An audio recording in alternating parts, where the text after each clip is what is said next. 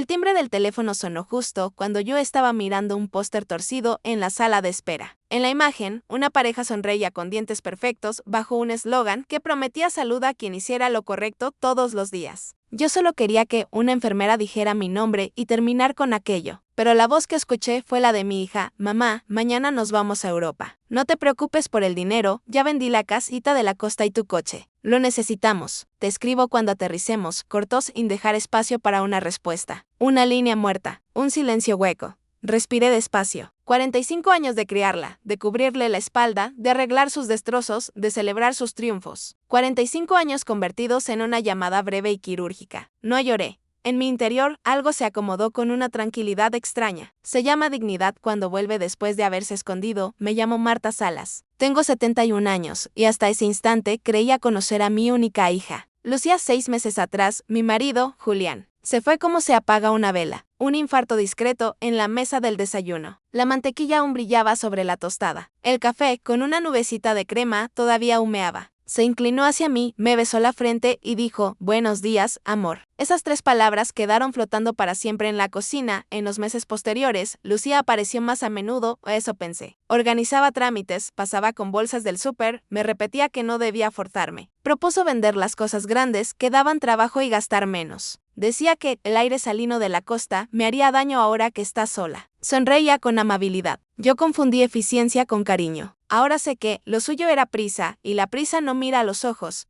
La casita de la costa no era una cosa, era una vida entera doblada en 4 paredes. La compramos cuando Lucía tenía 15, con ahorros que olían a sábados extras y domingos con turno. Julián barnizó el porche con sus manos, yo planté romero, y en el primer verano escuchamos como el mar le encontraba el ritmo a nuestra mesa de madera. Allí festejamos cumpleaños, despedimos años, recibimos inviernos con sopas espesas. Allí enseñé a mi hija a encender las luces sin quemarse y a apagar las luces sin miedo. Reducir todo eso a necesitamos el dinero es no haber entrado nunca a esa casa con el corazón abierto. El coche que también vendió era un sedán viejo y digno. Julián lo cuidaba como se protege a un perro fiel. Lavado de domingo, aceite a tiempo, siempre bajo la sombra del laurel. Abrir la puerta era respirar su colonia, escuchar el tintineo de sus monedas en el cenicero, sentir que, de algún modo, todavía llegaría a casa con la bolsa del pan. Volví del consultorio en autobús. No tenía coche, decía la nueva realidad según Lucía.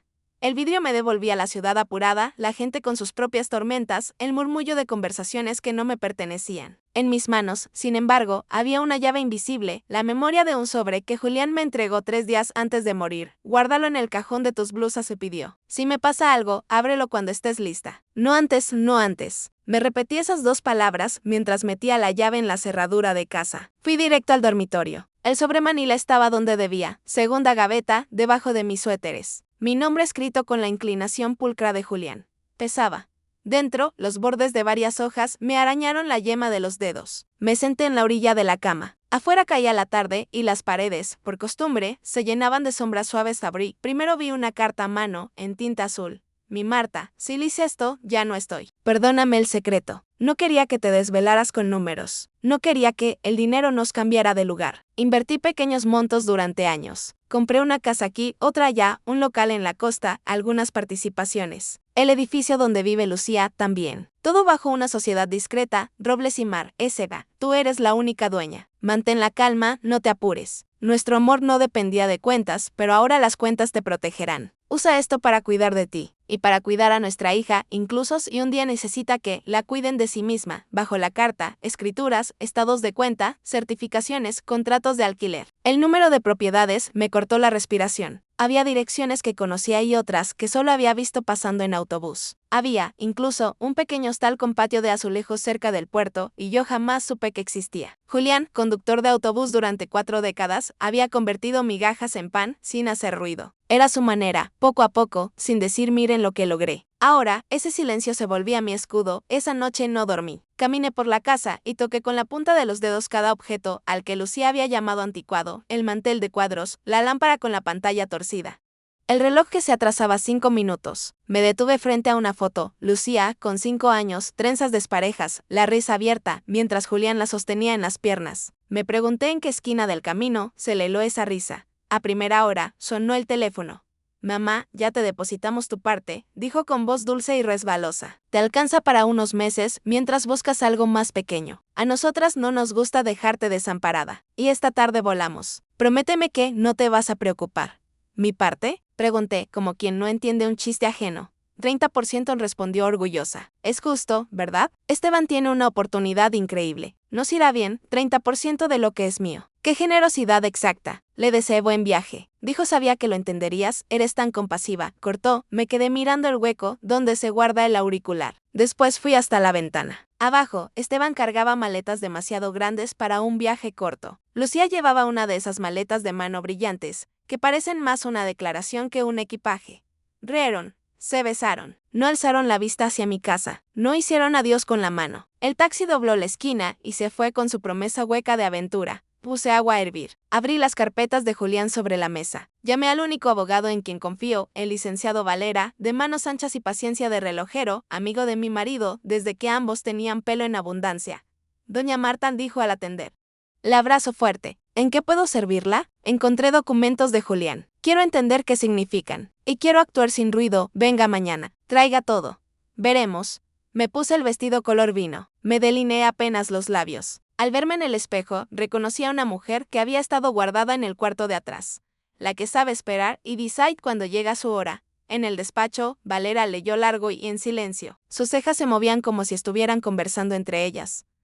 Su esposo era un estratega, dijo por fin. Todo está limpio. La sociedad está en orden. Usted, legalmente, es la única propietaria. Y la venta de la casita. Bueno, eso es nulo, su hija no tenía facultades. Podemos revertirla de inmediato, no quiero pleitos públicos, aclaré. No quiero ruido. Quiero que cada decisión enseñe algo. Y que nadie sepa, por ahora, que yo estoy detrás, su pueden respondió. Tardará algunas semanas. Pero se puede, salí a la calle con el sol de siempre y una vida diferente. El plan no era venganza. La venganza es fuego que consuma quien lo enciende. Lo mío iba a ser otra cosa, una lección de hierro cubierta con terciopelo. Las semanas siguientes fueron una obra en 2 actos. Por la mañana, yo era la viuda de barrio a la que le ofrecen caldo y compañía. Por la tarde, manejaba mi patrimonio como seguía a una barca por un canal estrecho. Lenta, atenta, sin golpes de timón. Valera me llamaba con avances, la casita, de vuelta a su nombre, el vehículo, quizá recuperable, el edificio, pronto bajo su control directo.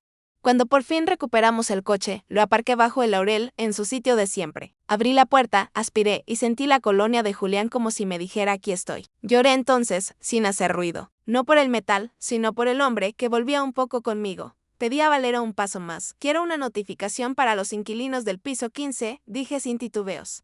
¿Los? S. Eleusea y Esteban. 30 días para desocupar por irregularidades contractuales. En nombre de Robles y Mar guardó silencio. La compasión es buena. La claridad, mejor, ¿estás segura? Estoy enseñándole lo que nadie le enseñó, respondí. Las acciones pesan, no me equivoqué con los tiempos. El barrio entero supo antes que yo que Esteban había pedido préstamos poniendo como garantía un apartamento que no era suyo. Un primo del gerente del banco, un vecino que trabaja de mensajero, una portera con buena memoria, la ciudad siempre habla. Alguien dijo que habían visto a Lucía regresar sola, con menos equipaje y los ojos hinchados. Alguien más dijo que Esteban se había quedado, que discutieron, que él tenía asuntos. Allá esa tarde, la portera le entregó a Lucía la notificación. A la mañana siguiente, a las 8 en punto, mi teléfono sonó. Mamá. Su voz estaba rota. Me llegó una carta. Dicen que debo desocupar en 30 días. Firma una empresa. Robles y Mar.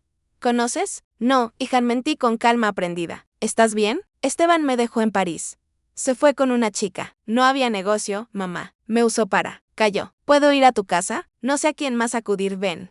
Aquí hay café, llegó pálida, con esa elegancia torcida de la ropa que no ha dormido en un closet, sino en una silla. Dudó antes de abrazarme, como si el abrazo dependiera de un permiso antiguo. Pasan, dije, siéntate. Café asintió. Puso las manos alrededor de la taza como si fuera un animal que necesita calor. Fui cruel, dijo sin rodeos. Te hablé como si no importaras. Vendí todo lo que era tuyo, todo lo que era nuestro. Y ahora, trato de respirar, ahora no tengo nada. Los bancos me llaman. Dicen que debo, que firmé, que soy responsable. ¿Firmaste? No, yo, creo que, falsificó mi firma varias veces. Confié. Le di documentos cuando abrió la cuenta conjunta. Yo se cubrió los ojos. Me equivoqué en todo, hubo un silencio que no fue incómodo. Fue una silla vacía puesta para que se siente la verdad. Quédate aquí, dije, descansa. Comeremos algo. Mañana vemos los papeles. Esa noche, llamé a Valera y le pedí un mapa completo de las deudas de Esteban. con nombres, montos y pruebas. Pedí, además, velocidad y sigilo. Me aseguró que tenía pistas y que el asunto, con paciencia, podía limpiarse. 3 semanas, quizá 4, dijo. Anoté la cifra en una libreta, no por prisa, sino para no perder el compás. Al día siguiente, Lucía volvió con 2 maletas y una caja. De la caja, sacó un sobre pequeño con mi nombre, escrito por Julián, y una llave minúscula. Estaba entre cosas de Esteban, le explicó. No sé por qué la tenía él. Dentro había una nota y una llave de cofre. Marta, si este sobre llega a tus manos cuando el otro ya está abierto, nuestra hija estará en problemas. Esta llave es del casillero 312 del Banco Central. Sucursal Centro. Allí hay algo para ayudarla. Úsalo con juicio. Fuimos al banco. La empleada comparó mi identificación con la ficha, sonrió como quien descifra un anagrama y nos llevó por un pasillo semisótano. El casillero guardaba joyas antiguas y modernas, un inventario con valores aproximados y notas de Julián. De quién fue cada pieza, en qué ocasión la compró, por qué la guardó. Había un collar de perlas con cierre antiguo, un brazalete de eslabones gruesos, un anillo con una esmeralda pequeña, varios pares de pendientes. Mamá, susurró Lucía. Con esto puedo pagar, con esto, primero, puedes recuperar el aire, respondí. Ella, con urgencia, empezó a convertir cada pieza en números. Yo, de pie, observé sin juzgar. Solo pensé en cuántas veces había lavado yo, distraída, el frasco donde guardábamos el vuelto de la panadería mientras Julián, sin grandes discursos, ponía aquel vuelto a trabajar en silencio. De regreso a casa, Lucía separó 2 piezas, el anillo con el que Julián me pidió matrimonio y un dije de su abuela. Estos no, dijo con una convicción que me gustó. El resto, con ayuda de una tasadora honesta, lo vendió en días, 180,000, menos comisiones. Con eso, y asesoría gratuita del banco, pagó los créditos que tenían garras inmediatas. Aprendió a hablar con los ejecutivos sin agachar la cabeza. Aprendió a decir envíeme el detalle por correo. Aprendió a escuchar y a anotar. Aprendió a colgar cuando la amenazaban. También salió a buscar trabajo. Volvió tarde con los pies hinchados y noticias sobrias. No me contratan en oficinas por los antecedentes financieros, me dijo, pero me ofrecen limpiar por las noches. Es poco, pero es algo. Quiero hacerlo, el trabajo honesto repara por dentro, le respondí. Y enseña a poner el orgullo en su sitio. Aquella primera semana, volvió con historias de mujeres que sostenían casas con sueldos mínimos y dignidad máxima. La señora Molina, de 60 años, le enseñó a escurrir un trapeador en la mitad del tiempo, a no lastimarse la espalda, a reírse del cansancio. Hay 2 tipos de gente aquí, le dijo, quienes nunca tuvieron la oportunidad y quienes la tuvieron y la tiraron por la ventana. Lo importante es saber de qué grupo eres. Para no quedarte, quise abrazar a la señora Molina, sin conocerla. Valera llamó con la pieza que faltaba. Habían localizado a Esteban en París, intentando casarse por conveniencia. Había pruebas de firmas falsificadas. Con eso, el hilo jurídico se desenredaba. Lucía podía quedar exenta de casi todo. Tardará unas semanas más, pero saldrá, prometió. Guardé el secreto. No por crueldad, por método. Tenía que terminar de asentarse aquello que yo no podía comprar con dinero, el respeto de mi hija por las manos que la alimentaron. Mientras tanto, ella siguió trabajando de noche y de día, ordenando papeles, aprendiendo palabras como finiquito, compulsa, carta de no adeudo. Llegaba cansada y más alta. Mañana quiero que me acompañes al abogado, le dije una tarde. Solo a escuchar. No tengo para pagar, advirtió. Oiremos. Decidiremos luego, repetí. En el despacho, Valera nos recibió con su sobriedad de siempre. Le entregó a Lucía un folder grueso. El papel tuvo su efecto, sonaba. Dentro, pruebas del fraude, dictámenes, la ruta para desligarla de los créditos. Lucía leyó en silencio largo y sus dedos dejaron de temblar. ¿Quién pagó todo esto?, preguntó sin aspereza. Asentí hacia Valera. Él me miró y entendió que era momento de abrir el segundo folder. Esa carpeta, más pesada, traía el mapa completo del patrimonio, escrituras, participaciones, nombres de inquilinos, números de cuentas. El mundo que Julián había construido. Lucía pasó las páginas como quien camina por una casa desconocida que, de pronto, le parece familiar. El edificio. ¿Es tuyo?, murmuró. Sí, la casita, el hostal, los locals. Sí. Cerró los ojos. Cuando los abrió, había algo nuevo en ellos, una mezcla de asombro y vergüenza, pero también gratitud. ¿Desde cuándo lo sabes? Desde el día que me llamaste al consultorio para decirme que habías vendido lo mío y me viste llorar en esta mesa.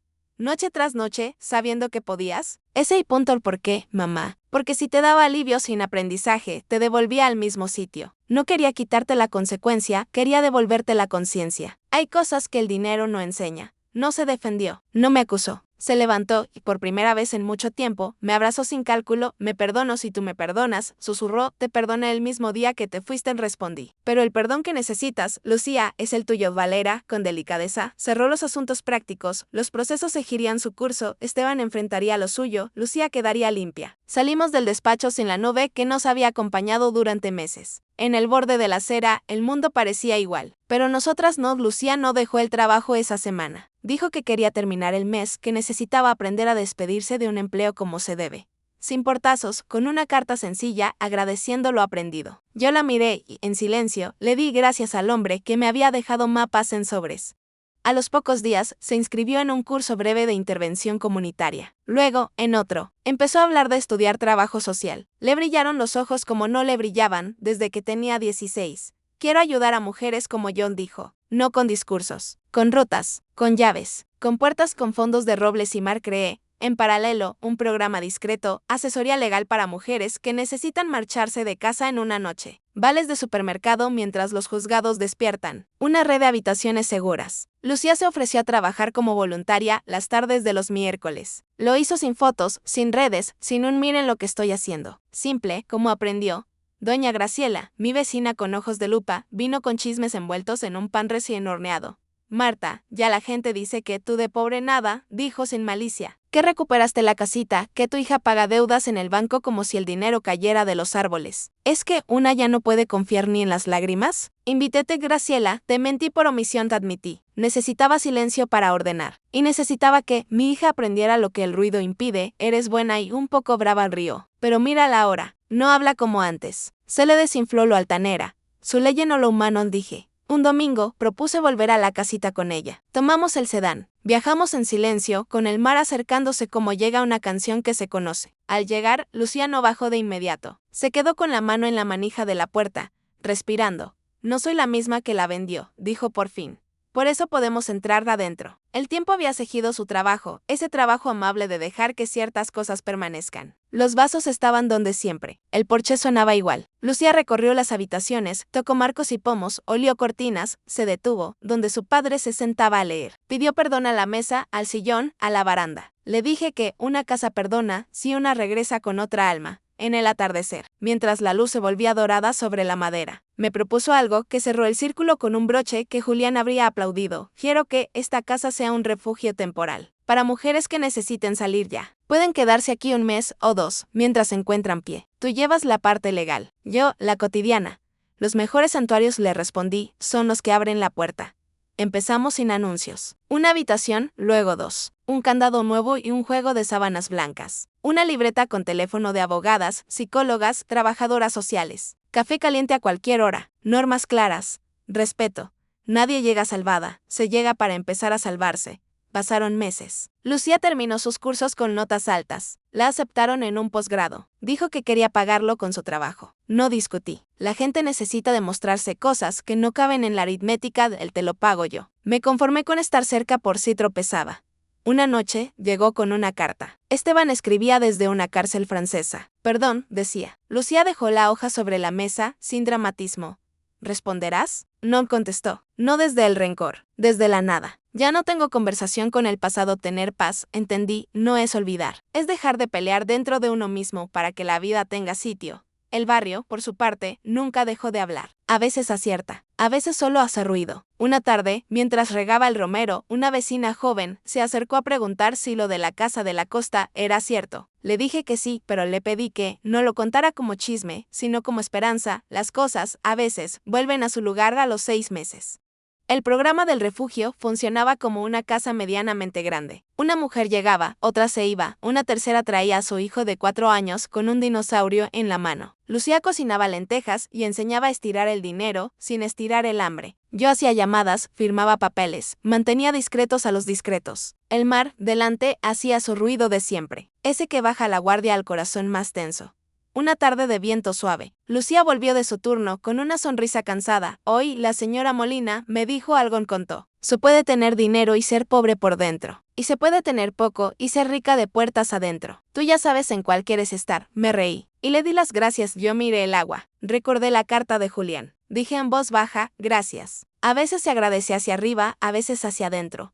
A la semana siguiente, llegó una mujer temblando con un bebé de meses. Traía 2 bolsas y un miedo grande. Le ofrecimos una cama y una taza. Lloró sin sonido mientras el niño dormía. Lucía le habló con paciencia. Yo preparé caldo. A la mañana siguiente, cuando abrió la ventana del cuarto, el mar le entró con una brisa tibia. Dijo que llevaba 5 años, sin sentir aire, sin vigilancia. No siempre hay milagros en los refugios. Pero a veces el primer milagro es una respiración completa. Valera me llamó para cerrar el último expediente. Esteban sería deportado. Las obligaciones que intentó encajar sobre Lucía quedaban oficialmente anuladas. Colgué y me quedé mirando la tetera. No sentí triunfo, sino certeza. La justicia es un tejido lento. A veces llega tarde, pero llega con puntadas firmes. Una noche, mientras cenábamos en el porche, escuchamos risas de la cocina. Una de las mujeres del refugio enseñaba a otra a hacer pan con casi nada. Esas clases improvisadas, pensé, valen más que 100 manuales. Lucía sacó su cuaderno, como hacía ahora cada noche, y me leyó un texto que había escrito para sí misma. No para publicar, sino para recordar. Quise una vida fácil y me quedé sin vida. Dormí en sábanas caras y me levanté vacía. Aprendí, con el olor a desinfectante en las manos, que la dignidad no se compra, se gana. El amor no es quien te dice lo que quieres oír, sino quien te acompaña cuando no quieres escucharte. Mi madre me cuidó de mí, y yo, por fin, me cuido. No hablé. A algunos textos hay que responder con silencio para que echen raíz. Los meses se hicieron estación. Lucía terminó el posgrado con notas altas. El día que recibió la carta de admisión, yo estaba preparando café. Entró con el sobre en la mano, los ojos brillantes, la respiración corta. Me aceptaron, dijo. Empiezo en septiembre. Voy a pagarlo yo, te acompaño, respondí. Y, si caes, te sostengo. Pero el paso lo das tú, sonrió. Aprendió a que el cariño no es tutela, sino plataforma. De vez en cuando, Lucía me pedía que le contara historias de Julián. No sobre si era inteligente con el dinero, sino sobre cómo le bajaba la voz a un niño que lloraba en el autobús, cómo invitaba a café a un compañero nuevo, cómo saludaba por su nombre al señor que barría la terminal. Quería conocer el mapa que no sale en los sobres, el de los gestos que sostienen un mundo a veces. Cuando nadie nos ve, converso con Julián mirando el mar. Le cuento que Lucía aprendió a fregar el piso, sin herirse la espalda, que hace listas de gastos, que ya no busca la aprobación de las vitrinas, que prefiere escuchar antes de hablar. Le digo que su plan funcionó sin dejar a nadie quemado, que su sobre fue un puente, no un arma, que en la casita de la costa ahora dormían mujeres que necesitaban una noche sin miedo. Me gusta pensar que él, desde donde esté, se ríe en silencio y dice, era cuestión de tiempo. No todo fue fácil después. Hubo días de cansancio, alguna recaída de dudas, papeles que tardaron más de lo esperado, rumores malintencionados. Pero la diferencia entre entonces y ahora es que no caminamos a tientas, caminamos con faroles. Y los faroles son hábitos nuevos. A veces Lucía me mira y pide perdón sin palabras. Yo le contesto que ya está, que perdonar no es borrar, sino escribir encima con tinta que no arañe. Ella me cree. Y eso es, creo, el premio más grande que puede recibir una madre, que su hija le crea cuando todo lo demás no es fácil. Una mañana de otoño, sentadas en el porche, vimos como un niño del refugio, descalzo, perseguía una pelota roja que se escapaba hacia la orilla. Lucía se levantó rápida, lo alcanzó y volvió con él en brazos, riéndose los dos. La madre, desde la cocina, suspiró con alivio. Yo pensé que, a veces, eso es la vida, evitar que una pelota caiga al agua y devolverla a unas manos pequeñas que ya van aprendiendo a sostenerla. No sé si todo el mundo entenderá mis decisiones. Habrá quien me juzgue por el silencio, quien diga que hice sufrir a mi hija. Las personas opinan con lo que tienen. Yo hice lo que supe, con lo que me dejó un hombre al que amé 45 años, no solo un patrimonio, sino un estilo de hacer. Julián no imponía, disponía, gritaba, organizaba, no presumía, preparaba. Y, sobre todo, confiaba en que las personas puestas frente a su propia verdad eligen crecer. Lucía eligió. Un día, mientras lavábamos platos una frente a otra, me dijo, mamá, si no hubieras esperado, si hubieras puesto dinero sobre mi vergüenza, hoy estaría en el mismo sitio con otra excusa. Me dolió lo que elegiste. Me salvó lo que elegiste. A veces amar es sostener. Otras es apartarse medio paso, respondí. Para que la otra persona vea el espejo entero. Secó un plato y lo dejó brillar en la escurridera. Ya lo veo, dijo. No lo sé todo, no pretendo saberlo, pero aprendí que el final de una historia no es una puerta que se cierra, sino una casa que encuentra su luz. Y la nuestra, con sus maderas, sus manos, su mar, la encontró. Si alguna vez te han dejado con un adiós breve y un silencio al otro lado, si alguna vez vendieron una parte de tu vida como si fuera un mueble más, Quiero decirte algo que me digo al levantar la persiana cada mañana, hay sobres que todavía no has abierto. No hablo de papeles con cifras, sino de pequeños hábitos nuevos, de una llamada que no te animas a hacer, de un no que te debes, de un sí que te espera. Ábrelos cuando estés lista, no antes. Y cuando lo hagas, recuerda respirar en silencio antes de hablar. La dignidad entra por la respiración. Lucía, ahora, suele ir los sábados al mercado con dos mujeres del refugio. Se turnan para escoger verduras, comparan precios, bromean con el carnicero. Aprendió a disfrutar de lo que se paga con trabajo. A veces vuelve con flores baratas y las pone en un vaso de vidrio sobre la mesa. Corta el tallo en diagonal, como le enseñé, y dice que así beben mejor. Yo la miro y entiendo que también las personas beben mejor cuando por fin encuentran que el agua que necesitan no está en Europa, ni en un crédito, ni en una tarjeta brillante. Está en el vaso que se llena con lo propio.